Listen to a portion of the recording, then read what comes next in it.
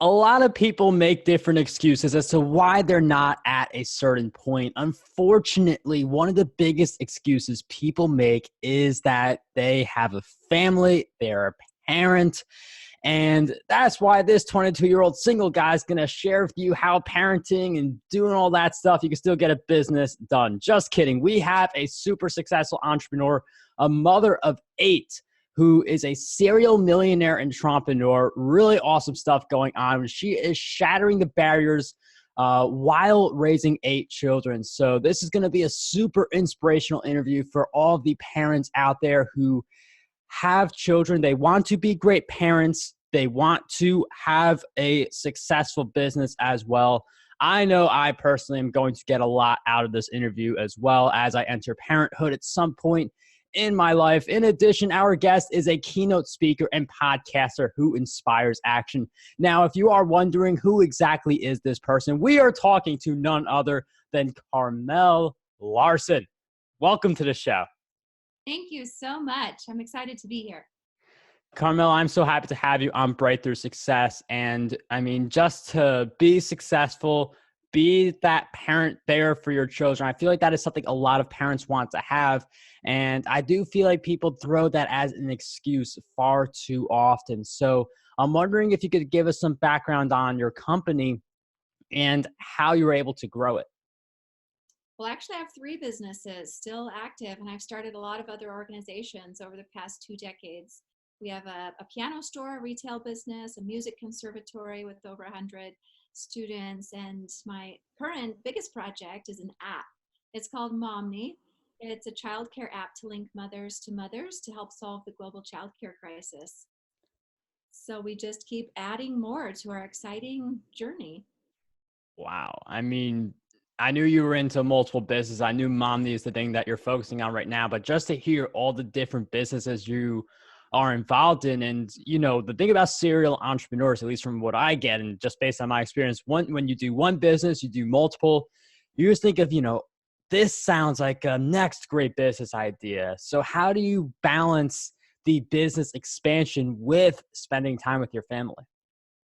Well, that is critical. That's foundational to everything. I think the greatest key to success in that area is I'm blessed with a strong marriage, but that Hmm. hasn't come just as a guarantee. It's something we work on. My husband and I are entrepreneurial partners, and we are very intentional about keeping that relationship strong. It's the foundation to success in all other areas with our children and our family. And one of the ways we do that is we have a set Friday night date, which often turns into a long business meeting. And we make sure we're connecting that way. We also involve our kids a lot in all of our businesses. We always have. Hmm. So there's a lot of crossover between family life, business life, marriage, business partnership. We just all work together really hard every day. We wake up early and do our best as Team Larson. That's also being able to get the kids involved in the business. I mean, it gets them to think entrepreneurial at an early age. It gives you like more time to spend with them. And I do feel like that is a great path for people to explore, to spend more time with their children and expand their businesses. But how have you been able to create that atmosphere where they are curious? They do want to learn. They are active in it rather than, come with me and we'll work on my business.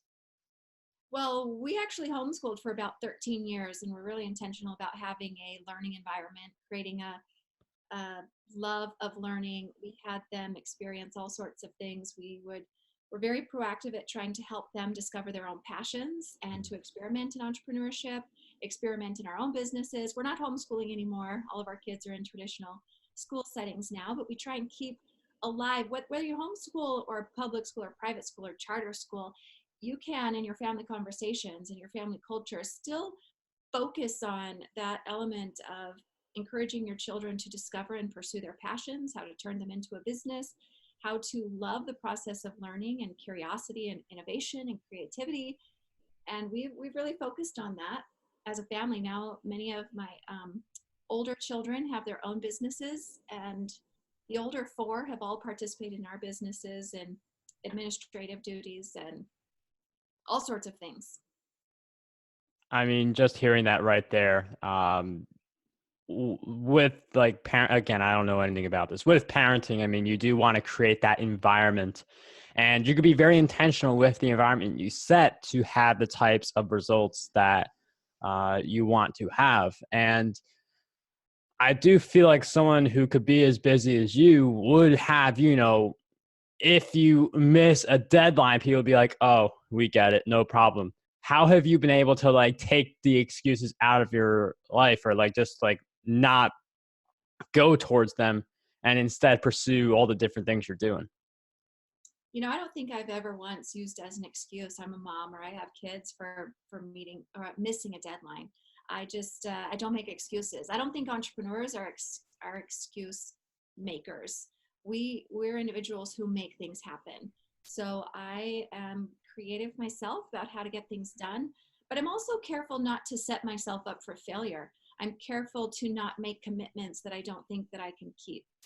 And so I really try and be careful about that. One thing I want to add to your former question about how we've encouraged our children to be entrepreneurial is my husband's helped me move in this direction a little bit more. We really promote risk taking with our children. We let even our smaller children use power tools. We're building this huge tree house in our backyard. We let them have pretty liberal boundaries with bike riding, just a variety of different things. I won't take a lot of time to give examples, but we encourage risk taking and allow them to fail, allow them to explore. And that's a big part, I think, of developing an entrepreneurial mindset. Yeah, that ability to take risks is so important for entrepreneurs because basically any kind of business project is let's try it, let's just see what happens. And you need to have a level of risk tolerance like, okay, I'm willing to take on this amount of risk to say, okay, let's try this. And you do want to, calculated risk, like not just like reckless abandon, but you do want to, if you are conditioned to be okay with taking risks, that's going to help you in the entrepreneurial scene as well. That's right. And not being afraid of failure. We try and have a lot of conversations that failure is just one step closer to success. It's not something to be ashamed of or afraid of. Just go try all sorts of things, and failing along the way is just part of the learning process of a lifelong journey of exploring. Yeah, I mean, fear of failure is going to be that thing that holds so many people back. And um, it's just you have to embrace it because it's going to happen to all of us. And one of the things I saw about you is I know you're a podcaster, and I'm wondering when you got started in that space because I feel like podcasting is such a great platform. And I'd love to hear how you fit it in your schedule and just your thoughts about it. Well, I just started a few months ago, so I'm a newbie, Mark. I'm trying to grow up and be more like you when I grow up. So uh, I love it as well, though. And I just fit it in. I've set aside Wednesday mornings actually to try and be my recording time. And so I'm doing a little bit where I'm just preaching on my own, sharing my own thoughts, and doing a little bit of interview as well. So it's kind of a mixed podcast right now. I'm just exploring and kind of seeing what happens. And it is smart, like if you are starting a podcast, the two things I say, like, is if you want to pick a day of the week, like Karmel is doing, okay, Wednesday, every single Wednesday morning, or you just pick one day of the month to do all of your interviews if you are an interview style podcast. I mean, it is such a great platform to explore. And I mean, there's only like 900,000 of them out there. So it's definitely getting, it's getting more competitive, but it's still not competitive in terms of blogging. Now, many different things that you're doing. How do you manage all of the different businesses? Like, do you hire a lot of people? Do you set times each day for each different business? Like, how do you approach all the stuff you're doing? All of the above. I think one of the things I've really mastered is time management. I've had to. So I'm very careful about how I use my minutes. There's a lot of things I don't do in life that a lot of normal people do because I have to be so careful with how I use my time. But I also hire really great people. I have phenomenal teams in place in all of my businesses. I've I've learned to surround myself with greatness, and then I can lead and manage and allow people to do great things themselves. And I also practice like time blocking, where I'll commit this much to this business and this much to this. I know I need to hit these meetings, and it doesn't always work out perfectly. Sometimes I really have to focus more on one business than another. Right now, I'm focusing most of my time on the Momni app and developing that. But I still have some time in my schedule. It's pretty to manage the other businesses. Once you get a business up and running, and you have a great management team in place, it's quite amazing how things can run with strong leaders, and you're able to just check in on things. Some businesses. So that's working right now. And I do love that element. Karmel mentions, like a lot of us, we just love to grind, and grinding's good because, you know, it helps us to grow. It helps us to do network, especially if we're working smart. But with a lot of businesses, we have to think like, you know, delegating. We have to think about us becoming that decision maker, working on the business versus working in the business. And I mean, just one of the things that you hit on, I feel like people have an idea of what the answers are, but it's always worth refreshing. You mentioned you don't do things that a lot of other people do. Can you just share some of those examples of what you're not doing and what you've replaced those things with? Well, one thing that I don't do is I never watch TV or Netflix or screens of any kind, except if I'm studying something. If I'm studying and learning something, then I might go to the internet and watch videos about something. Or another thing I don't typically do is grocery shopping.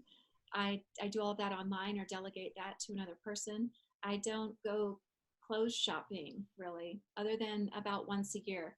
Once a year, I'll go for about 3 hours and buy everything I need in one massive mega power shopping trip so that I'm not wasting time shopping. There's a lot of little things that I don't do as well. I try and hire things done or find some way to delegate things. If it's anything that someone else can do that's not crucial, that I do it. Things I don't like to delegate are my children or meal times or Mm. tuck-ins or morning routines with the family. And so there are things that only a mother can do, but there's quite a lot that can be delegated. That is beautiful because we've got like, you know, some people, they don't delegate anything, so they don't understand the power of it. And when you delegate one thing, you're like, how can I quickly delegate like 10 more things? So you have Full skill. different, but it's just as important to draw the line and say, I will not delegate these responsibilities. I will not delegate these segments of my business, my family life. So you got to be clear. Just as it's important to say, I want to delegate these things, you do have to set that line, as Karmel mentions, and say, this is where I am the only person who can do this. Yeah, that's really crucial. You set those boundaries. For me, I put in priority order my faith first and my own well being and self care, then my family, and then fulfillment. And I put my businesses in that third category. I think it's really crucial to keep your priorities aligned and make sure that that's clear. Now, you said something really interesting that I do want to get into. I mean, faith, a lot of people put that as their number one, if they're of that nature. Then people put family usually right away, but you mentioned self care, and I am with you on this because I do feel like there are people who, you know, like they'll put family number two, but then they push themselves to the bottom. They don't really care for themselves, and that affects how they care for their family. So, I'm wondering if you could share with us, how do you take that time to do self-care? Like, is it like just those like super little things, or do you have that as a time block also? A little bit of both. One example is I try and have really strong morning routines and evening routines. I try and go to bed early because I wake up super early. And so I've set a boundary with my family and my kids. Like I want to tuck in all 8 of my kids every night. But if they're not available, if they haven't made themselves available, I'm not going to stay up all night long to Mm. be able to do that. And I make sure I exercise and eat really healthy, and my own reading and education. You know, this is flexible too. They're like, I'm talking about the ideal, and there are times I might have a child, for example, who has a season where their needs are potentially extreme or very important for a season. And so I might have to sacrifice my own exercise or some of my routines for a time to take care of the needs of that child. But in general, my go-to is to always get back to that self-care, get back to my own personal equilibrium, because if I go for too long not caring for myself, then I'm not going to be useful to anyone, my kids or my teams. And so it's crucial to have those boundaries in place to meet your own needs. And when you do have to, test your boundaries a little bit, in certain seasons, as you were talking about earlier, when that season comes to an end, how do you quickly reestablish the existing boundaries in the setup you had before that season hit? I try and prioritize what are the most important habits to get back in place. With me, that tends to be first my eating healthy, and then my morning routine, getting up at the right time and nailing my key morning habits to start my day in a powerful way. And then I would move on to other areas of exercise and meditation. Those are my priorities. First my health, then my morning routine. Those are in place, then everything else just kind of falls into place. Have you heard the concept of a keystone habit? Charles Duhigg has this amazing book called Habits, and he talks about a keystone habit. And if you nail that habit, and it's different for every person, if you know what your number one habit is, it helps all of the other habits line up. Super critical self-awareness. And for me, I found that it's my health and eating healthy helps everything else just line up like soldiers. And just like, think about Karmel's answer again. She knows what she has to be doing.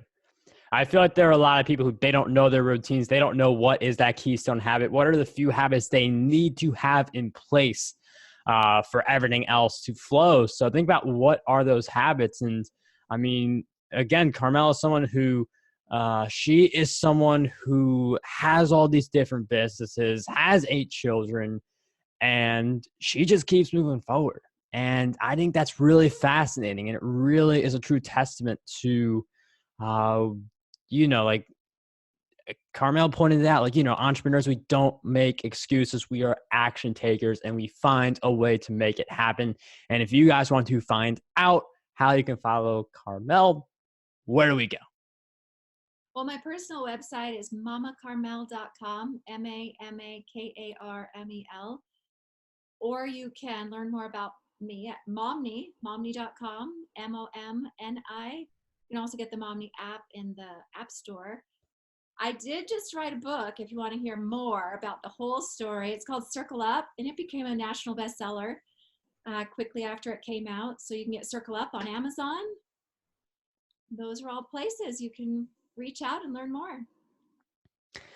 We will have all those links in the show notes of this episode. We'll also have a link for scheduling a free strategy call with me if you guys are interested in something like that. But once again, thank you so much for joining us on Breakthrough Success. Karmel, it was a pleasure to have you here today.